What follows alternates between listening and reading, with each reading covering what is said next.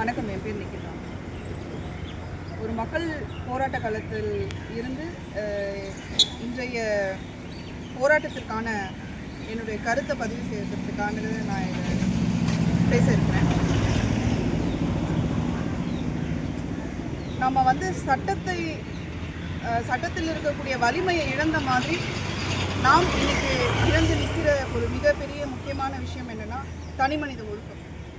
தனிமனித ஒழுக்கம் என்பது குடும்பத்திலிருந்து ஆரம்பிக்கிறது. அந்த குடும்பம் ஒரு பல்கலைக்கழகம்னு சொன்னது சும்மா கிடையாது. அந்த பல்கலைக்கழகத்திலிருந்து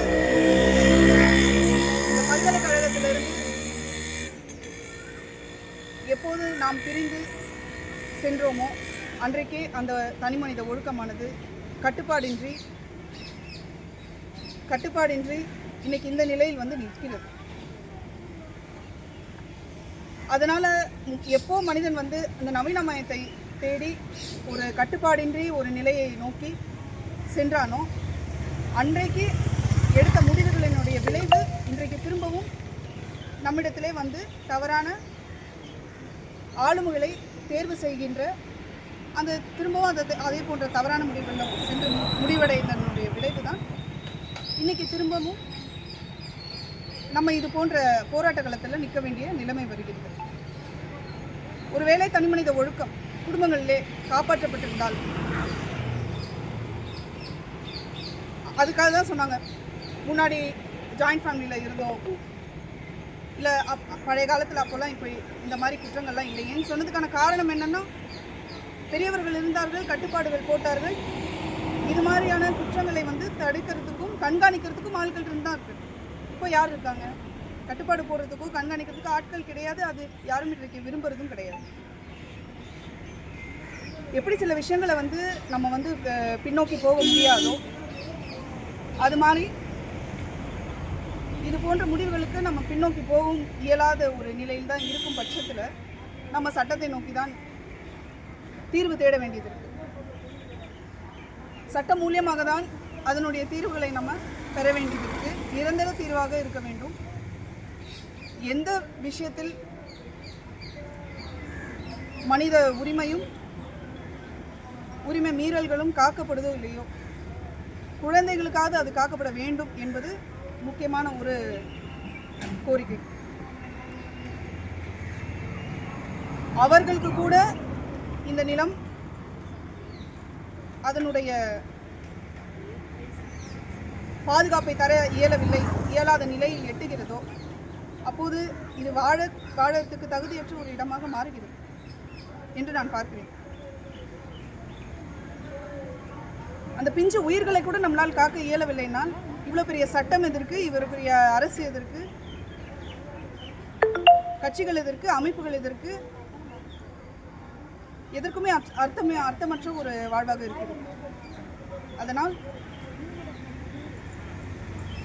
இந்த பிஞ்சு உயிர்கள் இனியும் இந்த மண்ணிலே எந்த ஒரு காரணத்துக்காகவும் பெற்றவங்க அஜாகிரதையாக இருக்கலாம், அரசுடைய மெத்தனமாக எந்த காரணத்துக்காகவும் இது நடக்கக்கூடாத அளவுக்கு ஒரு சமூக பயம் முதல்ல இருக்கணும். இந்த சமூக பயம் எப்படி ஏற்படுத்த முடியும்? சட்டத்தால் மட்டும்தான் ஏற்படுத்தும். அதுக்காக இது அரபு நாடாக மாறணுமா அப்படின்னு கேட்டால் வேற என்ன செய்ய முடியும்? அந்த நிலையில் அந்த நிலைக்கு வந்துட்டோம், அந்த விளிம்பு நிலையில் நிற்கிறோம்.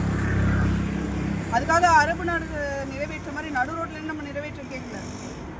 ஏற்கனவே இருந்த மரண தண்டனைகளை இந்த குழந்தைகள் விஷயத்தில், இந்த போக்சோ வழக்குகளில் குழந்தைகள் மீது கை வைக்க துணிந்தவர்களிடம் அதை கொண்டு வாங்கன்னு தான் சொல்கிறோம். இதில் என்ன கஷ்டம்? ஏன்னா எல்லா வீட்டிலும் குழந்தைகள் இருக்கு. அப்போ சட்டத்தை இயற்றக்கூடியவர்களும் அந்த பயம் இல்லாமல் இருக்காங்களா? எத்தனை % உறுதியில் இருக்கிறாங்க? அவங்க மனதில் அந்த சினம் எழலையா? ஒருவேளை அவங்களையே மீறி அது சில தவறுகள் நடந்ததுன்னா அப்போ அவங்க வருந்த மாட்டாங்களா? அப்போ அது அவங்கள பாதிக்காதா? அப்போதான் அந்த இதே சட்டத்தை அவங்க கேள்வி கேட்குற இடத்துக்கு தானே வருவாங்க.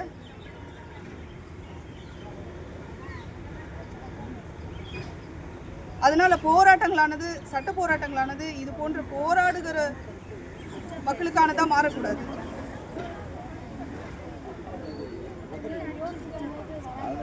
இந்த மாதிரி தவறுகள் செய்பவர்கள் இந்த விஷயங்கள்லேருந்து தப்பிக்கிறதுக்காக தான் போராடணும். அவங்க தான் போராடணும்.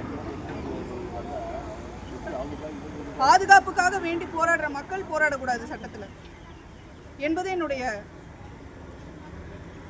அவா. அந்த நிலையில தான் இருக்கோம்னா இது என்ன மாற்றம், இது என்ன முன்னேற்றம்? நவீனம்னு சொல்றதுல என்ன இருக்குதுங்க? பெருமைப்படக்கூடிய அளவுக்கு என்ன இருக்குதுங்க? ஒரு பிஞ்சு குழந்தைங்களை காப்பாற்ற முடியலையே நம்மளால. அதனால் தயவு கூர்ந்து தமிழக அரசு மரண தண்டனையை போக்சோ வழக்குகளில் அமல்படுத்துவதற்கான அரசாணையையும் போன்ற முடிவுகளை